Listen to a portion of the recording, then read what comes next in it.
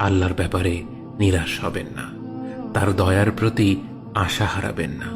যখন কোনো বান্দার জন্য দুনিয়া সংকীর্ণ হয়ে আসে, বিশেষ করে যখন আপনাকে মানুষ পরিত্যাগ করে, এবং বিশেষ করে এমন কেউ যার ওপর আপনি আস্থা রাখতেন কিন্তু সে আপনাকে নিরাশ করেছে, আপনি আল্লাহর পরে তার উপরই আশা রাখতেন অথচ সে আপনাকে লাঞ্ছিত করেছে, সেই সময় জেনে রাখবেন যে আল্লাহ চাচ্ছেন আপনি তার শরণাপন্ন হন। এই পৃথিবীর সবচেয়ে সুখী মানুষ হচ্ছে সে যে আল্লাহর দিকে তার মুখ ফেরায়। এই পৃথিবীর সবচেয়ে সুখী মানুষ সে যে আল্লাহর কাছে তার হৃদয় সমর্পণ করে।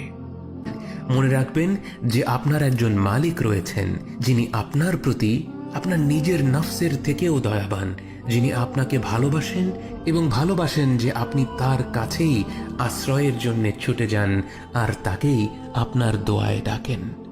জেনে রাখবেন